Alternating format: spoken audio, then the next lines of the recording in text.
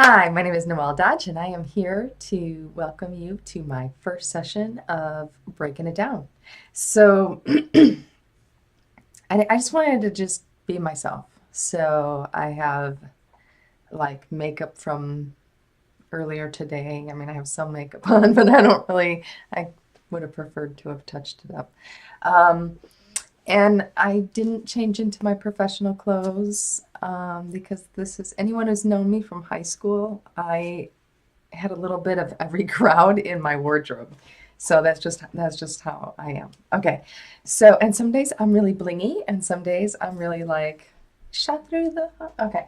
So anyways, I I am so excited because okay, my whole purpose is to bridge the gap between fatherless children and society. Okay. So who are our two biggest influencers in society? Corporations or corporate leaders. I mean, let's be honest, corporate leaders and first responders. Okay. So if we could build trust between first responders, corporations, in influencing our fatherless children, we can raise a generation of children. We're not forcing anybody to be a parent. We're not going to shame anybody into stepping into a role that maybe they didn't realize what they were getting into. There's nothing, okay, that's your choice, but children shouldn't have to suffer because a choice was made, and women shouldn't have to be blamed because they're doing the best that they can with what they got. So, with that being said, I wanted to share with you guys. Oh my God, is it not even recording? Or is it? Is it? Where's my timer?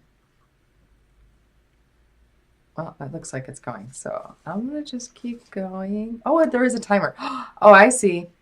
Because it was white. Okay, sorry. Blooper. All right, cut that part out. Anyways, so I'm going to tell you guys a story about my mission. My mission is about children suffering from trauma and how society kind of like things just fall through the cracks. And as you listen to the story, I mean, this is so true. This person was born with this name. So this story is absolutely 100% true. By the time I'm done with it, you'll know exactly who it is and what it's about. But I just wanted you to just listen, and as you go along, make some mental notes of how maybe someone in society could have done things a little differently, and maybe some people did step in with the good intentions, but totally took the whole thing off course. But the point is, it was meant to be. This person's life is a sacrifice. This person sacrificed their life to teach us something that we still haven't heard. So before this person's life is over, I would just like this person to know at least one person heard you. I hear you. So, okay. So this person's name is No Name Maddox, and he was born to a 16-year-old girl named Kathleen. And No Name never met his father, never knew who his father was, other than he was referred to as the Colonel. And as an infant, his mother traded him for a pitcher of beer to a woman who desperately wanted to have a child of her own. And when the uncle found out, corrected that transaction and gave No Name back to his mother.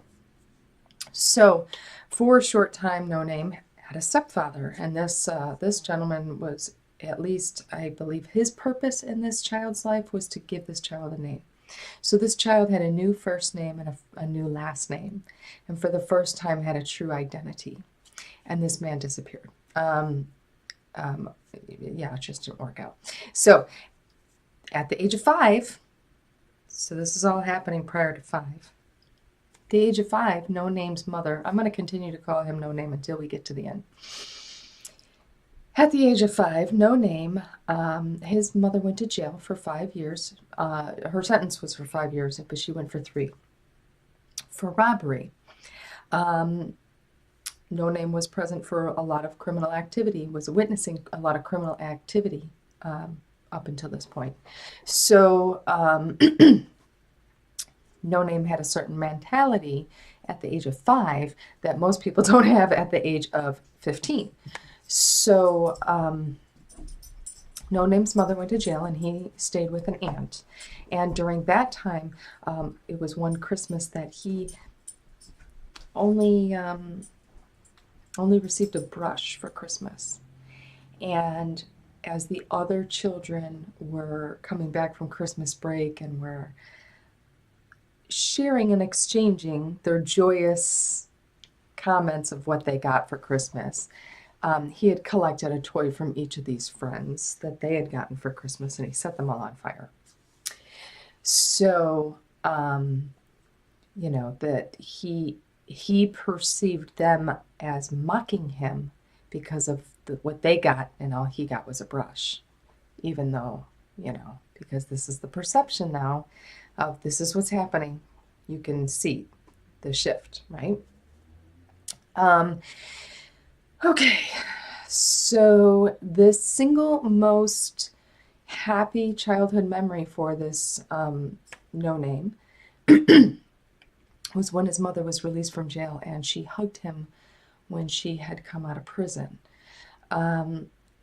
Shortly after that, he was sent to a school for boys, and after 10 months escaped, got back home, longing for another mother-son reunion hug, and she told him she cannot handle him and he has to go back, and rejected him again. After that, he had never lived with his mother again. By age 13, so this is prior to 13. This is prior to age 13. By age 13, he started robbing a string of stores, and this was so that he had enough money for rent. So this was a survival need that he was trying to meet at the age of 13, and had his first